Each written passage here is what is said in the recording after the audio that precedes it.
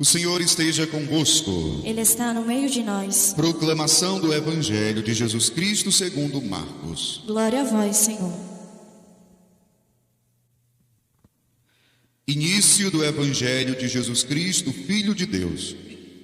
Está escrito no livro do profeta Isaías: Eis que envio o meu mensageiro à tua frente, para preparar o teu caminho. Esta é a voz daquele que grita no deserto: Preparai o caminho do Senhor, endireitai suas estradas. Foi assim que João Batista apareceu no deserto, pregando um batismo de conversão para o perdão dos pecados. Toda a região da Judéia e todos os moradores de Jerusalém iam ao seu encontro, confessavam seus pecados e João os batizava no rio Jordão. João se vestia com uma pele de camelo e comia gafanhotos e mel do campo, e pregava, dizendo: Depois de mim virá alguém mais forte do que eu. Eu nem sou digno de me abaixar para desamarrar suas sandálias. Eu vos batizei com água, mas ele vos batizará com o Espírito Santo. Palavra da salvação. Glória a vós, Senhor. Louvado seja nosso Senhor Jesus Cristo. Para sempre seja louvado. Queridos irmãos e irmãs, estamos celebrando o segundo domingo do Advento. Esse segundo domingo, uma das palavras que a gente ressalta na liturgia é conversão. Conversão. Mas antes de falar da conversão, deixa eu perguntar uma coisa para vocês. Vocês já receberam uma boa notícia hoje? Sim ou não? Um sim, outro não, ou ninguém. Por que eu estou perguntando isso? Como eu dizia, a liturgia da palavra nos fala sobre conversão. Só que muitas vezes, quando se fala de conversão, parece que essa palavra vem carregada de um peso muito grande. Fala de conversão, a gente já sente aquele peso. Por quê? Porque conversão implica mudança de vida, mudança de mentalidade, e a gente já sente aquela cobrança, né, quando ouve essa palavra conversão. Como é que nós devemos olhar para a conversão? A liturgia da palavra de hoje, e eu acabei de perguntar para vocês se vocês tinham recebido uma boa notícia. Olha só como foi que começou o Evangelho de hoje. Início do Evangelho de Jesus Cristo, Filho de Deus. Início do Evangelho. O que significa Evangelho? Evangelho significa boa notícia, boa nova. Evangelho significa isso. Boa nova, boa notícia. E de quem era essa boa nova? De quem é essa boa notícia? De Jesus Cristo, Filho de Deus. Se vocês prestaram bem atenção nas leituras de hoje, cada leitura mostra ou transmite uma boa notícia. Uma boa notícia. Se a gente for, por exemplo, para a primeira leitura de hoje, tirada do livro do profeta Isaías, a leitura começa dizendo: Consolai o meu povo, consolai-o, diz o vosso Deus.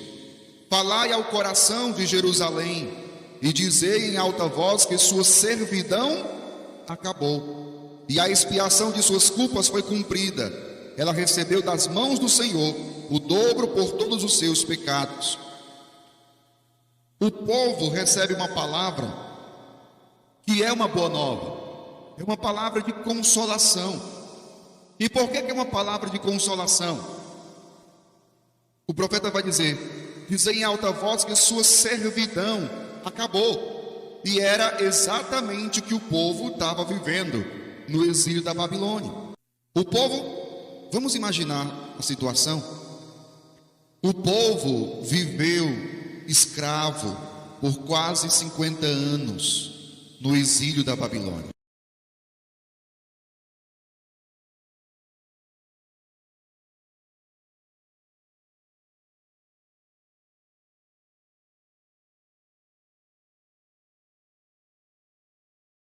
Você imagina o que significa viver 50 anos de sofrimento?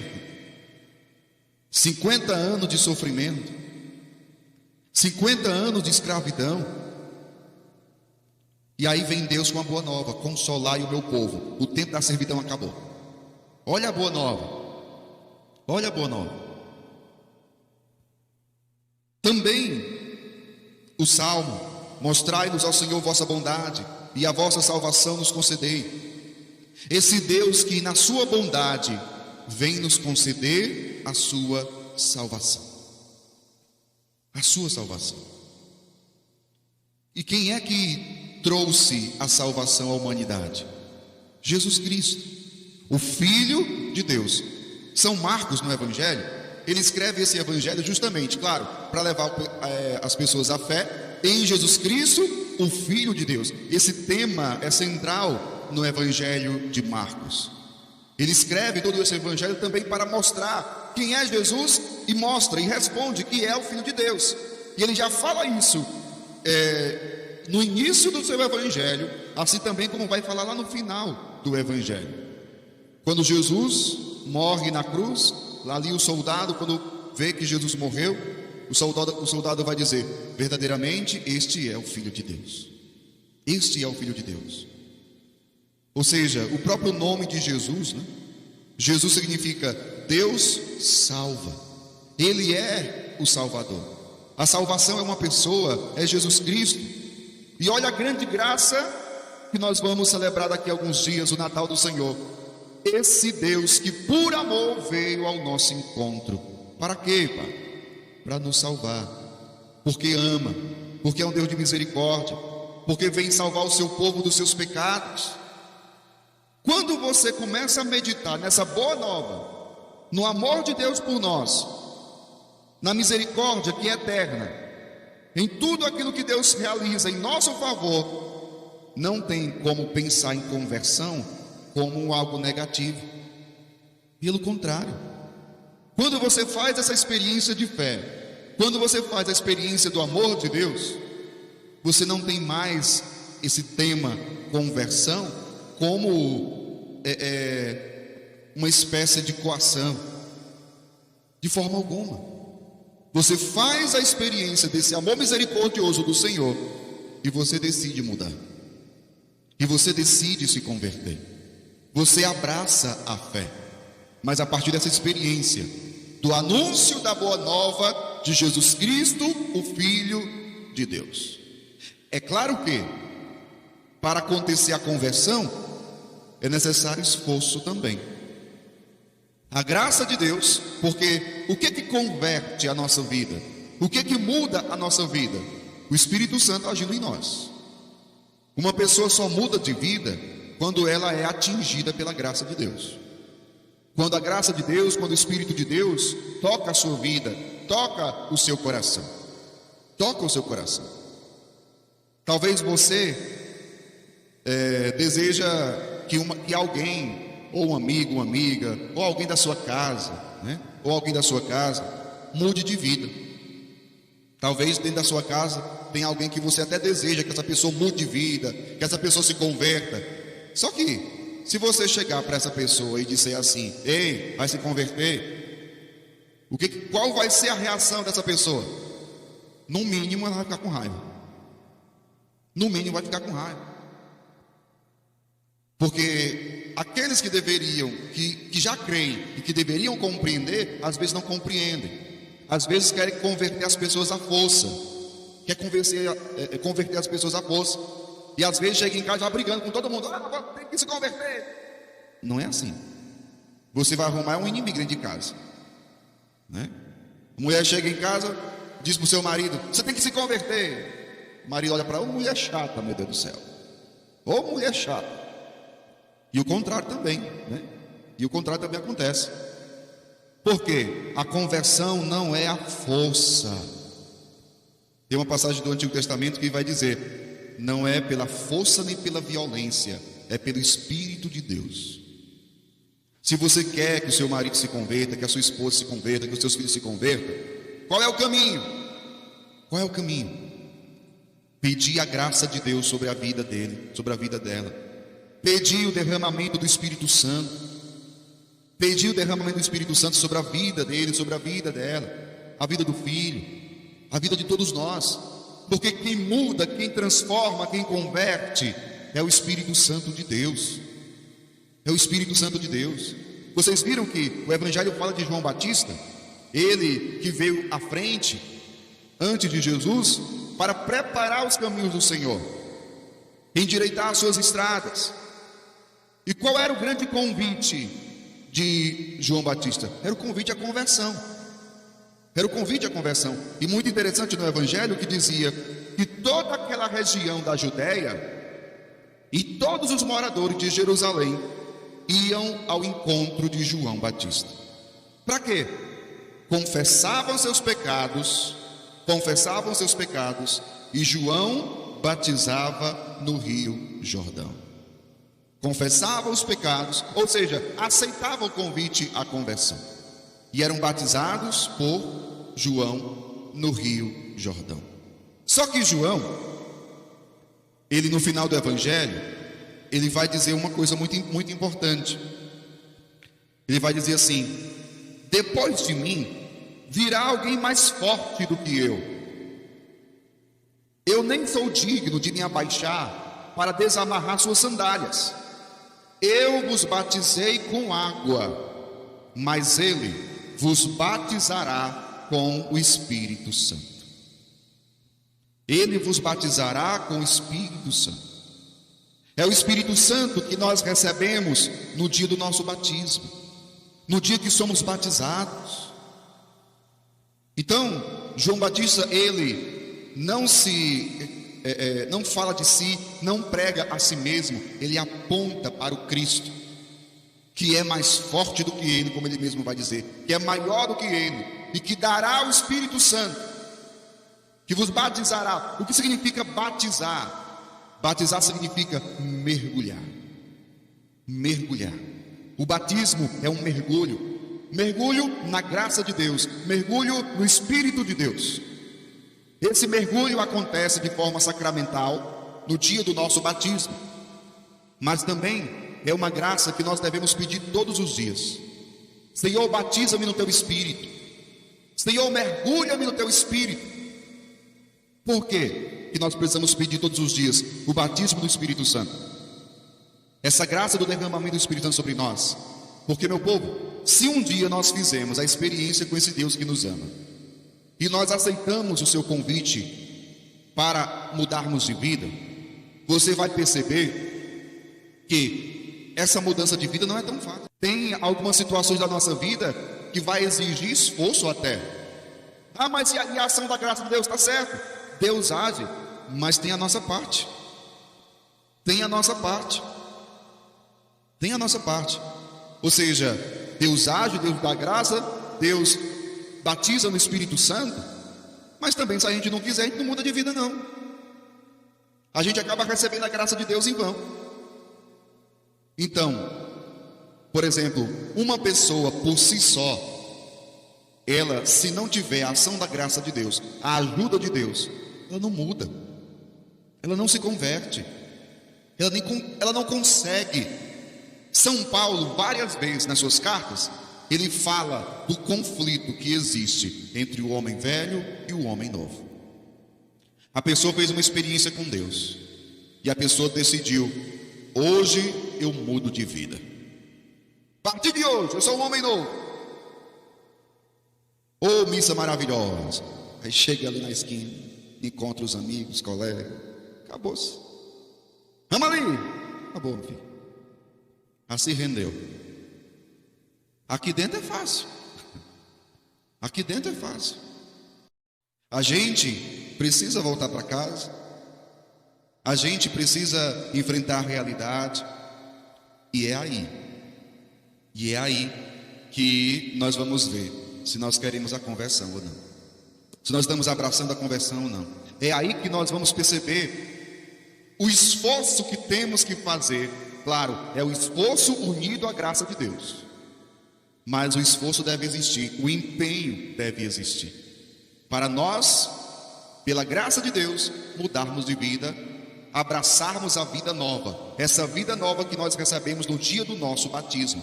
Porque no dia do nosso batismo recebemos o Espírito Santo, fomos purificados da mancha do pecado original, recebemos a vida nova, nos tornamos filhos e filhas de Deus, para vivermos na graça de Deus, para vivermos segundo o Espírito de Deus. Agora, depois que nós somos batizados, nós temos que viver a nossa vida. E na nossa vida, todos os dias, nós iremos enfrentar as tentações do mal. Meu povo, todo dia a gente enfrenta as tentações do mal. E como é que a gente vai resistir às tentações do mal? Pela graça de Deus, nos esforçando, mas pela graça de Deus agindo em nós. Então, duas coisas que estão unidas: o esforço, o empenho, unido à graça de Deus. É tanto que a segunda leitura de hoje, que São Pedro fala, claro, da vinda do Senhor. E interessante que uma das coisas que São Pedro fala é dessa demora, né? Alguns pensam que o Senhor está demorando a chegar. Afinal de contas, a gente já escutou tanto falar dessa vinda de Jesus e ele não veio ainda. São Pedro já falava 2000 anos atrás, mas ele não chegou ainda. Então, como ele mesmo vai dizer, alguns pensam que está demorando. E Pedro, ele vai dizer uma coisa muito interessante. Ele está dizendo assim: Deus está usando de paciência para convosco. Por que ele não veio ainda? Porque ele está usando de paciência para convosco, pois não deseja que alguém se perca. Ao contrário, ele quer que todos venham a converter-se. Deus quer que todos se convertam. Se Jesus não veio ainda, é porque ele está esperando pessoas se converterem, nós nos convertermos, nós mudarmos de vida. Porque Deus sabe, se ele vier hoje, quantas pessoas vão se perder, quantas pessoas vão para o inferno se ele vier hoje, quantas pessoas não serão salvas. Mas o próprio Pedro também, ele vai falar desse esforço, desse empenho. Ele diz assim: se desse modo tudo se vai desintegrar, olha só, qual não deve ser o vosso empenho numa vida santa e piedosa, enquanto esperais com anseio a vinda do dia de Deus? Qual não deve ser o vosso empenho?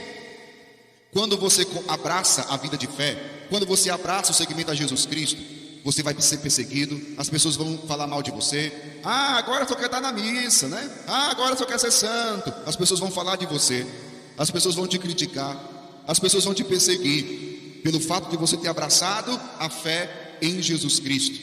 E aí vem todo o seu empenho, vem todo o seu esforço. É claro que na primeira oportunidade, ou até mesmo no primeiro erro que você cometer, essas pessoas também vão cair em cima de você. Tá vendo? Tá aí, ó. Tá indo para a igreja, mas tá aí, errou. Não desanime por conta disso, porque gente para julgar, para condenar, tá cheio, o mundo tá cheio.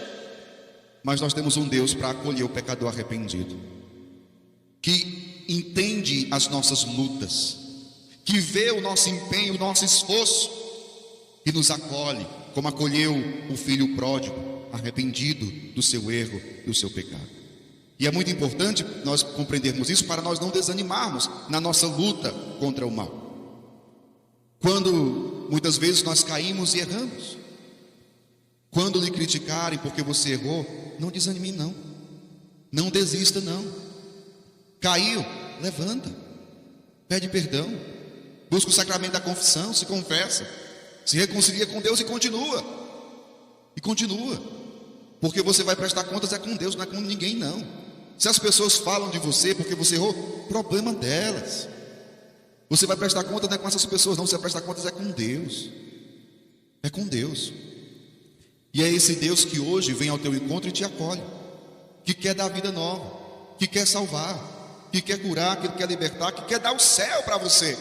Por que você não vai desistir, apesar de experimentar as próprias fraquezas e fragilidades? Porque Deus quer te dar o céu, porque Deus quer te dar a vida eterna, porque Deus quer te dar o Espírito Santo. E será o Espírito Santo aquele que vai te sustentar nessa tua caminhada. Mas eu termino com essa frase de São Pedro: qual não deve ser o vosso empenho numa vida santa e piedosa? Isso aqui para a gente se perguntar: como é que nós estamos nos empenhando? Eu quero viver a fé, eu quero seguir Jesus, eu quero ser da igreja, mas qual é o empenho que eu estou fazendo para que isso aconteça? Eu estou me empenhando, eu estou me esforçando. Ah, mas é difícil. É difícil, mas é preciso empenho. E quando Deus vê o nosso empenho, Ele vem com a sua graça, Ele vem com o seu Espírito, Ele derrama sobre nós o Espírito Santo, para que nós consigamos viver a fé e seguir Jesus, e um dia tomarmos posse da herança eterna, o reino dos céus.